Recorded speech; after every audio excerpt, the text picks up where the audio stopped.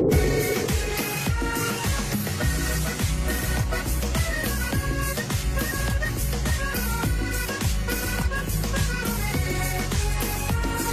un alma apasionada todo el tiempo.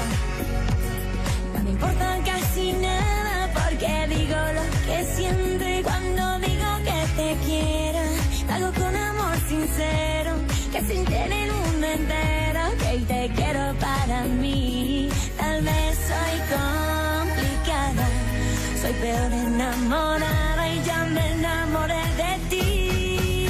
Regálame un beso, regálame un sueño, ven, dame tu frío y lo convierto en mi calor. Te regalo mis sentidos, la ilusión de mis latidos. Si me quieres te regalo lo que soy, oh más de amor.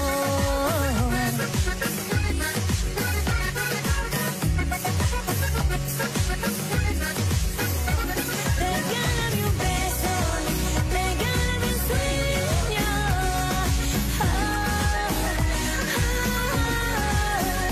te regalo mis sentidos, la ilusión de mis latidos. Si me quieres te regalo lo que soy, un más de amor. En raison de notre amitié, je vais sans plus attendre te révéler le nom de l'homme dont cet amour haché Estrella Marie. Alors qui c'est? Dis-moi. Ah, mon ami. Bonjour, docteur. Je suis venu dès que j'ai pu. C'est à quel sujet? Martin, faut que tu apprennes à frapper avant d'entrer. Désolé, docteur. C'est que des fois, je suis un peu dans les nuages. Tu connais Victor Emmanuel Candilis? Il possède le village. Lui, c'est Martin, le fiancé de Clémentine. Estrella a grandi avec lui. Comment ça va, Martin? Ravi de vous connaître. C'est un honneur, monsieur. C'est gentil. Alors dites-moi, docteur, il se passe quoi? Est-ce que c'est urgent? Ça concerne Clémentine? Je vais tout vous expliquer, mais il faut vraiment que vous gardiez le secret. Tu sais, ma bouche est sûrement la meilleure gardienne de secret de tout le village. Allez, ne me fais pas perdre mon temps. Allez, dis-moi ce qu'il y a. Il faudrait que vous me vendiez des herbes pour interrompre une grossesse. Pour l'amour de Dieu! Attends, t'es pas en train de me dire que tu t'es fait engrosser par Sébastien? Eh non, non, qu'est-ce que vous croyez? Non, non. Je suis sûre que tu as besoin de ces plans pour la cousine d'une amie à toi, non? Oublie ça, Hermine. Je ne permettrai pas que tu me mentes. Je sais que la jeunesse d'aujourd'hui est totalement perdue sans aucune morale ou principe d'éducation. Mais sache que si ma fille Rosalie me faisait un coup pareil, je te jure que je lui ouvrirais le crâne en lui cognant la tête contre un cocotier. Oh, allez, calmez-vous, Madame Tristana. Non, je n'ai pas couché avec Sébastien. Et même si vous le croyez pas, oui, ces plantes sont pour une amie à moi. Mais je peux vraiment pas vous dire qui c'est, non. Ah, bah figure-toi qu'il faut que je sache de qui il s'agit pour que le traitement ait une chance de fonctionner. Si je ne sais pas qui c'est, ce traitement n'aura absolument aucun effet. Il vaudrait mieux que tu ailles dire à ton amie, là, qu'elle doit venir me voir en personne si elle veut vraiment que je l'aide à se débarrasser de ce problème. Je vais m'en aller pour vous laisser parler en toute tranquillité. Non, non, non. On n'a pas encore fini notre conversation. On la finira plus tard. Bonne journée, Martin. Merci, à vous aussi. Assieds-toi. En effet, il faudrait qu'on parle de Clémentine. Comment va ma fiancée, docteur? Et si tu oses encore employer ce mot alors que la façon dont tu t'es comporté n'a rien à voir avec celle d'un homme qui aime et respecte sa promise, explique-moi comment c'est possible que tu ne veuilles pas l'épouser après tout ce qui s'est passé entre vous. Bon, je ne vais pas continuer à perdre mon temps avec toi, ma petite. Si tu ne me dis pas qui c'est, moi je ne peux rien faire, je ne peux pas t'aider. Non, non, non, non, s'il vous plaît, vous devez m'écouter. Je vais essayer de convaincre mon ami de venir vous voir, madame. Mais franchement, c'est pas gagné. Mais c'est pas dit non plus que je veuille l'aider, ton amie, parce que... Si elle vient me voir au beau milieu de la nuit, qui c'est qui va me payer le travail que je vais faire pour elle, hein? Ah ben oui, bien sûr. Mais dites-moi, combien d'argent il vous faudrait à peu près? Parce que mon ami est très pauvre, comme tous les gens de ce village. Vous pourriez pas lui faire une petite ristourne? Pour l'aider à affronter ce qui arrive. Vas-y, il y a quelqu'un qui doit l'aider, c'est toi, son ami, je vois pas qui d'autre. Après tout, tu es bien l'unique fille du proprio de la seule épicerie du village. Tu ne devrais pas avoir de mal à trouver l'argent pour me payer, non? D'accord, je vais payer. Je vais vous payer. Dites-moi seulement combien il va falloir que je vous donne pour que mon ami retrouve sa joie de vivre. Franchement, je ne comprends pas ce que vous me dites. Tout ce que je veux, c'est me marier avec Clémentine. C'est elle qui repousse le mariage. Attends là, je comprends pas. Tu es donc disposé à te marier avec elle parce que vous avez déjà couché ensemble, c'est ça? Non, docteur. Là encore, vous vous trompez. J'ai toujours respecté Clémentine. Je vous assure, je n'ai jamais posé la main sur elle. C'est impossible. J'ai été sincère avec vous, alors vous devez l'être avec moi. Qu'est-ce qui vous fait dire, docteur, qu'on a couché ensemble? Qu'est-ce que vous savez que moi j'ignore encore?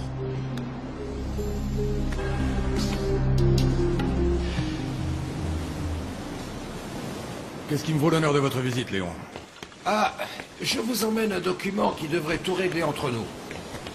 Comme le notaire ne nous a toujours pas appelés pour signer le contrat de vente-achat du village et de cette maison, je me suis permis de faire préparer ce document qui est d'ordre privé. Et c'est la même chose qu'une promesse de vente. Vous vous engagez à me vendre vos biens comme nous en avons convenu entre nous.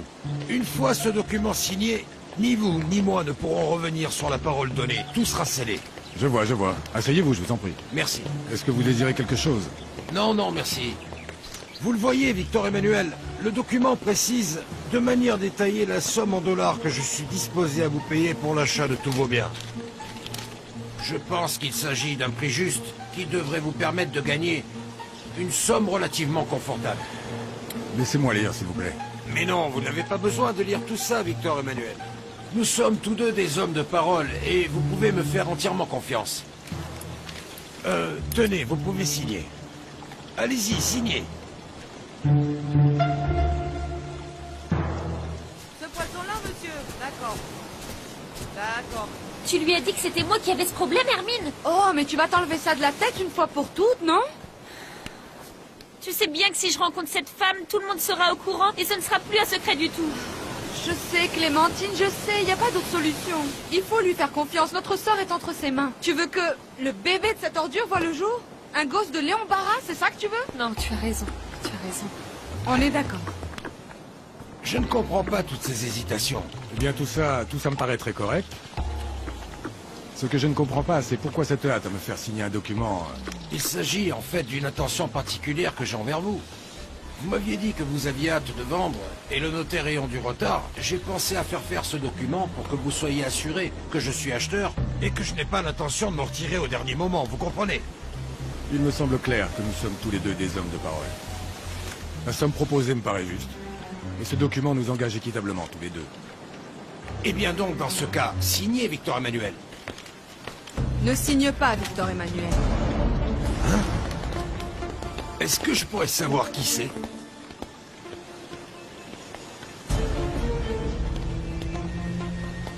J'aimerais bien savoir, Estrella. Est-ce que tu as déjà été amoureuse? Et pourquoi cette question, mademoiselle? Parce que je sais pas, j'ai l'impression que lorsqu'on aime quelqu'un, ça fait quelque chose de bizarre tout au fond du cœur. Oui, on a l'impression que le cœur va sortir de la poitrine, il bat si fort, comme si c'était un tambour. Oui, oui, c'est ça, comme un tambour qui voudrait vite exploser hors de la poitrine. Ah, mademoiselle, vous aussi vous êtes amoureuse alors. C'est qui? Non, non, non, je ne peux en parler à personne. Mais celui qui fait battre mon cœur, c'est le plus beau garçon du village. Ah, ça non alors. Parce que le plus beau de tous, c'est celui que Non, j'aime. non, non, non, ah ça non. Je crois que... Racontez-moi. Le mien, il est beaucoup plus beau. Il est tellement génial. Non mais vous ne savez pas comment est le mien. Dites-moi Ah son oui? nom. Ah non. Allez, dites-moi. Non, non, non.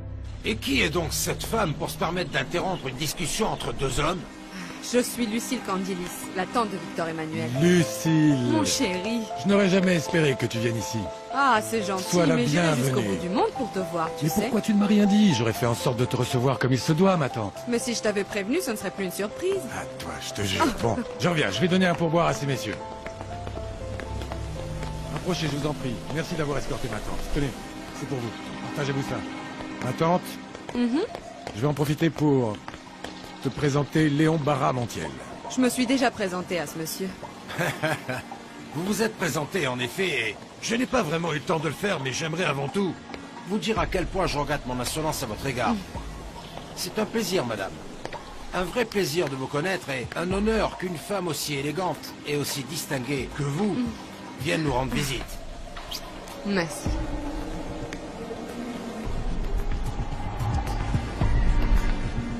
Bonjour mademoiselle, tenez. Qu'est-ce que c'est? C'est un mail qui vient d'arriver et j'ai pensé, bon, à l'imprimer pour vous le ramener, pour pas perdre de temps, voilà tout. La prochaine fois, tu n'imprimeras rien. Et surtout, tu ne lis pas mon courrier. Hé, regarde. Je t'ai amené quelque chose. Charlotte avait préparé la carafe, alors j'en ai profité pour te l'amener. Ah, Elena, que de bonnes nouvelles! Comment ça, des bonnes nouvelles? C'est merveilleux. Les investisseurs confirment leur venue. Nous allons les recevoir ici. Évidemment, avec tous les honneurs que méritent des gens aussi importants. Sérieux? Ah, c'est super. Du beau monde à la maison, c'est génial. Oui, mais cette fois, ce n'est pas le genre de personnes que tu as l'habitude de voir. Ce sont des gens qui ont de la classe. Il faut organiser quelque chose de spécial. D'accord, d'accord. Je vais m'occuper de tout ça. Tu vas voir. Quant à toi à la poissonnière. J'espère que tu sauras te montrer à la hauteur pour recevoir dignement les gens de ce milieu. Je n'aimerais pas que tu nous fasses honte et que tout le monde se rende compte que tu n'es qu'une paysanne.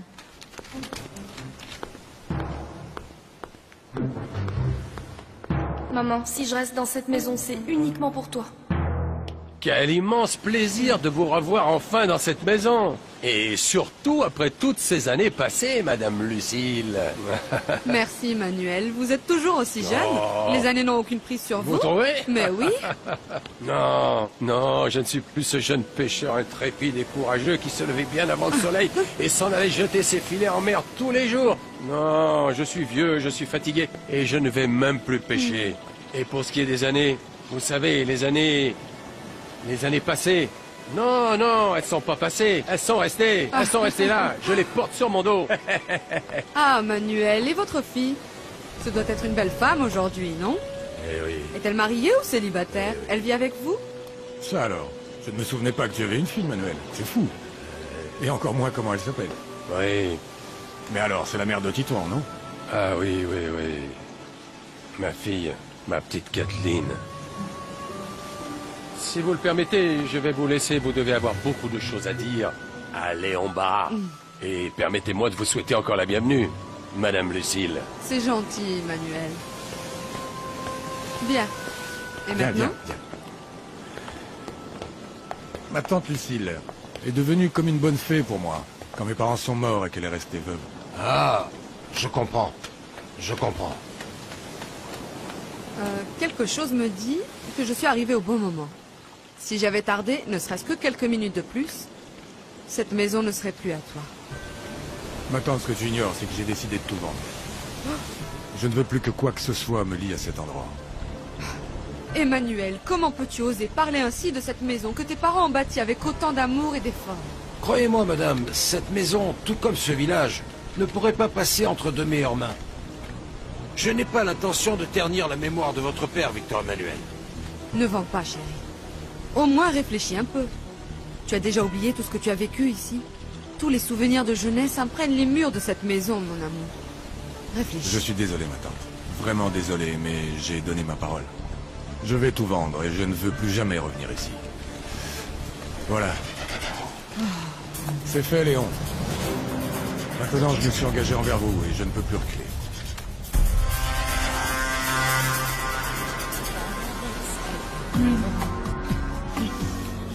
Tu me rends folle.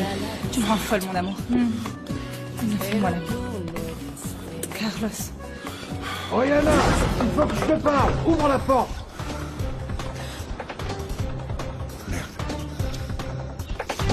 Oh, Yana, ouvre-moi tout de suite. Il faut que tu te caches. D'accord. Vite. Donne. Donne. Rentre là-dedans et ne sors sous aucun prétexte. Sous aucun prétexte, j'entends?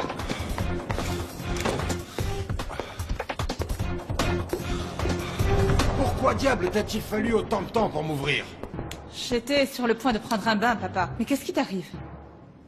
J'ai réussi, Oriana. Ça y est, cet imbécile de Victor Emmanuel Candilis m'a signé de son plein gré un document l'obligeant à me vendre ce misérable village et la maison dans laquelle il habite. Alors ça y est, il ne peut plus reculer? Ah non, il est coincé cette fois. Je le tiens, il est à ma merci.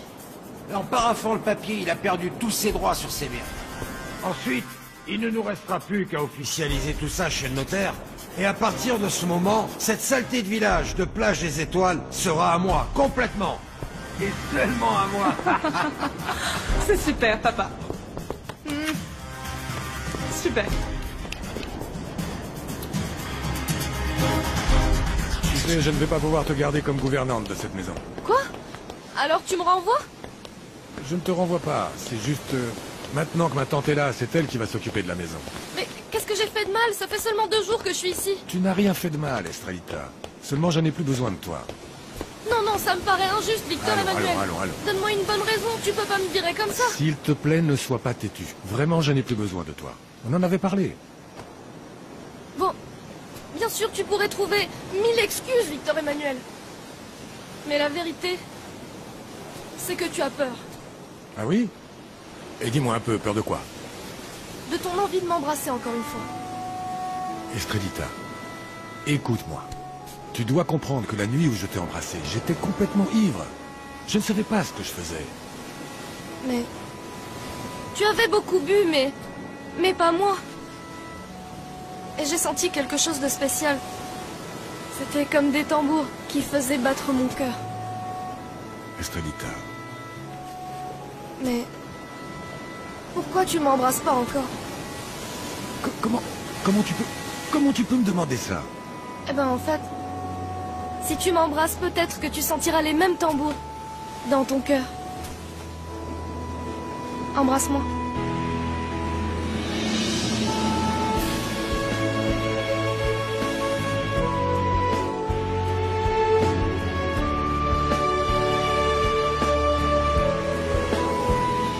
Quoi? Je suis trop moche pour que tu m'embrasses? Tu es en train de jouer avec le feu, Estrelita. Pourquoi? Et tu pourrais bien te brûler. Mais tes baisers ne brûlent pas. Moi, ils m'ont pas brûlé. Écoute-moi, jeune fille. Quand on allume un feu comme celui-là, on ne sait pas où ça nous mènera. Et il y a même des fois où on ne peut plus l'éteindre. On ne peut plus. On peut commencer ici. Ou ici. Ou ici. Ok, c'est bon, Victor Emmanuel. Tu as compris? Tu as compris? Ne te fie jamais aux hommes, car tu vois, ils ont tous, mais absolument tous, comme un loup affamé dans le ventre. Souviens-toi bien de ça. J'aime vraiment beaucoup tes yeux. Toute ta famille doit être en train de t'attendre pour dîner. Je t'ennuie? Non, c'est pas ça, mais il est tard. Il est tard.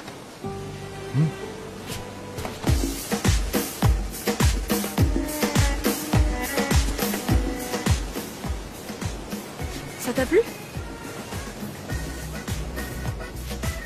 S'il te plaît, va-t'en. Bon, d'accord. Je m'en vais alors. Je m'en vais. Je m'en vais. Je m'en vais.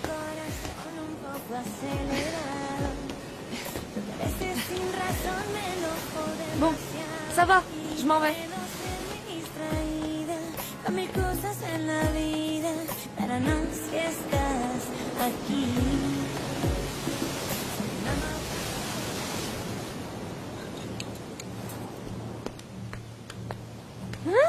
Qu'est-ce que tu fais, maman?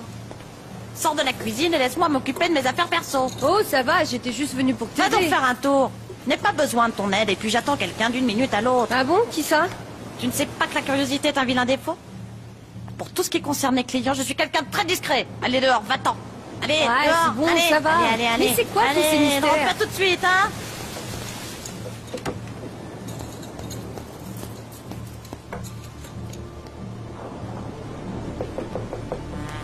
Je t'ai dit de ficher le camp! Tu ne comprends pas le français? C'est toi, Clémentine? Mais enfin, Hermine m'avait dit que c'était... Ce n'est pas Hermine qui a un problème. C'est moi.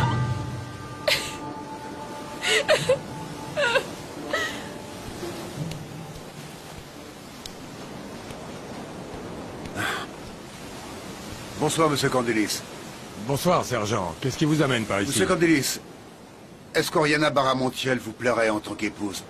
Ah, n'importe quel homme aimerait une femme comme Oriana, sergent. Mais dites-moi, pourquoi cette question? Est-ce que vous travaillez sur une enquête, sergent? Non, non, monsieur. J'ai eu l'impression que vous étiez en train d'essayer de m'interroger. Oui, pardonnez-moi, monsieur Candelis. C'était une mauvaise idée de ma part de passer par ici. Passez une bonne soirée. Merci, vous aussi.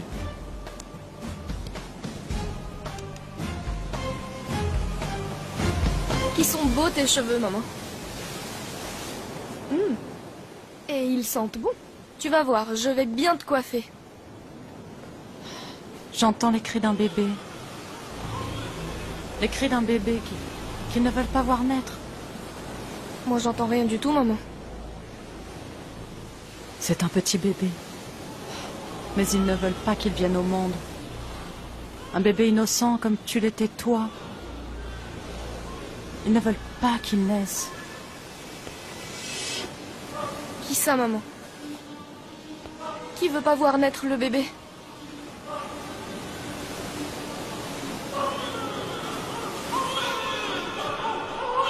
C'est toi qui as un problème, Clémentine.